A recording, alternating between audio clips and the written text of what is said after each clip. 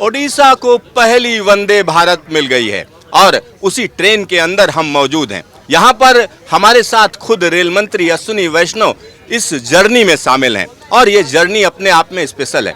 क्यों स्पेशल है ये सब जानने के लिए आइए सीधा बात करते हैं रेल मंत्री अश्विनी वैष्णव जी से।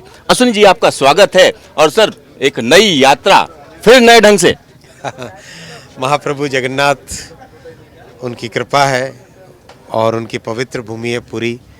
पूरी विश्व के टूरिज़्म मानचित्र पे है, कल्चरल हेरिटेज मानचित्र पर है। तो आज माननीय प्रधानमंत्री श्री नरेंद्र मोदी जी ने पुरी से कलकत्ता के लिए, कोलकाता के लिए जो ट्रेन चालू की है वंदे भारत एक्सप्रेस, उसके लिए प्रधानमंत्री जी को बहुत बहुत धन्यवाद। सर, ओडिशा से आपका एक खास कनेक्शन है और ओडिशा के लोग आपको ज़बरदस्त प्यार करते हैं। तो हमारे दर्शकों को बताएंगे कि सर क्या कनेक्शन है आपका और क्यों ओडिशा से जो है आप सीधा सीधा जुड़ते हैं।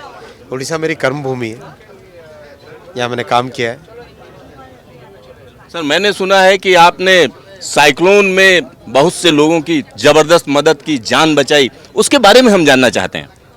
99 में सुपर साइक्लोन आया था, बालेश्वर में सेवा कर रहा था मैं तब। अभी थोड़ी देर पहले हम बालेश्वर से निकले। टीम ने बहुत अच्छा काम किया, नासा का डेटा यूज़ किया, किस तरह से इवैक्यूएशन की जो स्ट्रैटेजी बनी वो उसी 99 के सुपर साइक्लोन में पहली बार उपयोग में आई थी। तो बालेश्वर में लाखों की संख्या में लोगों को अपने लो लाइंग घरों से इवैक्यूएट करके ऊंची जगह पे रखा गया था। तो ईश्वर की कृपा से, महाप्रभु की कृपा से बहुत लोगों की जान बची थी। तो सर, इतना बड़ा काम किया और आज जो है आप एक वंदे भारत दे रहे हैं। उड़ीसा को दूसरी वंदे भारत देने का भी प्लान है? बिल्कुल है। राउरकेला, संबलपुर, झारसुगुड़ा जो कि बहुत बड़ा एक इकोनॉमिक सेंटर है, लोगों की एस्पिरेशंस है, उसको कनेक्ट करने का भुवनेश्वर पुरी से, वो भी प्लान है। सर, एक और सवाल बनता है, वंदे भारत का स्लीपर वर्जन कब तक आ रहा है और वंदे मेट्रो का क्या कॉन्सेप्ट है? वंदे भारत का स्लीपर वर्जन बहुत अच्छे से डिज़ाइन हो रहा है और आप जब उसकी डिज़ाइन देखोगे तो आपको वाकई बहुत खुशी होगी, क्योंकि वर्ल्ड क्लास डिज़ाइन बन रही है। प्रोबेबली वर्ल्ड का बेस्ट स्लीपर डिज़ाइन वो रहेगा। तो उसकी तैयारी बहुत अच्छी चल रही है और आशा है कि जिस तेज़ी से काम चल रहा है, मार्च 24 तक गाड़ी रोल आउट हो जाएगी।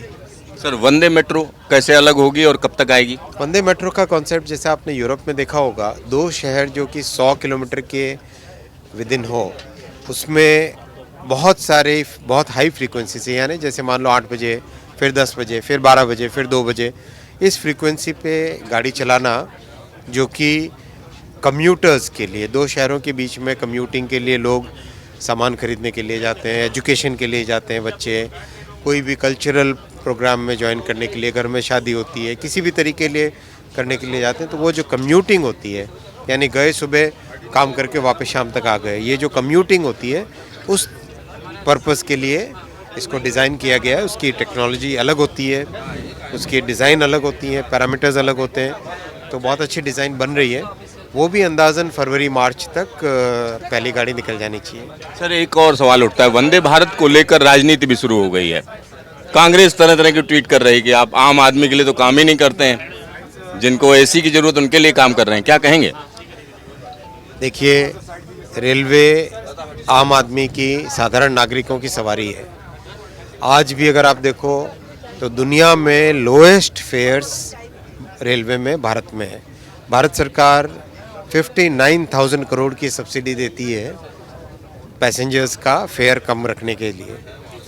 तो इतनी बड़ी सेवा रेलवे के माध्यम से भारत सरकार, प्रधानमंत्री श्री नरेंद्र मोदी जी आज करीब करीब साल भर में 800 करोड़ के आसपास पैसेंजर्स को यात्रा करवाते हैं, सेफ, एक बहुत ही कंफर्टेबल तरीके से, बहुत अच्छे तरीके से, और बेसिक इंफ्रास्ट्रक्चर में बहुत अच्छा जो ग्रोथ होनी चाहिए, जो कांग्रेस के ज़माने में कभी नहीं हुआ। आज उसके कारण देश में जो कमी रह गई थी कांग्रेस के सरकार के समय में काम नहीं करने के कारण, वो आज मोदी जी पूरा कर रहे हैं। आप देखो, कांग्रेस के ज़माने में 4 किलोमीटर पर डे के हिसाब से नई पटरियां बिछती थी, आज 14 किलोमीटर पर डे के हिसाब से नई पटरियां बिछ रही है। इलेक्ट्रिफिकेशन, पिछले 9 साल में करीब करीब 40,000 किलोमीटर इलेक्ट्रिफिकेशन हुआ है। जो कि उससे पहले के 60 वर्षों में नहीं हुआ था। तो कांग्रेस को क्या अधिकार है इस तरह की बात करने का? सर एक आखिरी सवाल है, आज जंतर मंतर पर कुछ स्टूडेंट बैठे जो कि ग्रुप डी का जो उनका कहना है जो सिलेक्शन है उसका प्रोसेस बहुत स्लो चल रहा है, वो सिलेक्ट हो गए लेकिन नौकरी नहीं मिल रही है, क्या कहेंगे इस पर? बिल्कुल भी नहीं। मैं अगर आपको बताऊं, इतना दुनिया का सबसे कॉम्प्लेक्स एग्ज़ाम है ये ग्रुप डी, मतलब लेवल 1, लेवल 2, लेवल 3, इसका दुनिया का सबसे कॉम्प्लेक्स एग्ज़ाम ये है।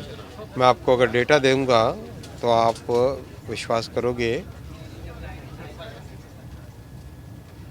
तो ग्रुप डी वैसे अगर हम देखें तो करोड़ों लोग जो है इसमें प्रतिभागी बैठते हैं और एक बड़ा एग्ज़ाम है। एक सबसे बड़ी बात यह है कि रेलवे की जब हम बात करते हैं तो कहीं ना कहीं ये सारी चीज़ें फेयर रहनी चाहिए, उसकी पूरी कोशिश की जाती है।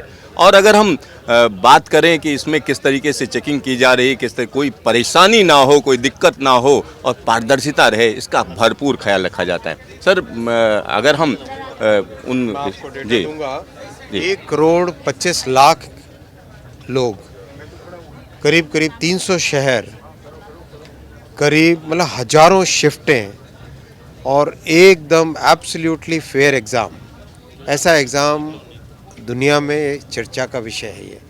पड़ोस का राज्य देखिए आप, राजस्थान, कोई एग्ज़ाम होता है पेपर लीक हो जाता है।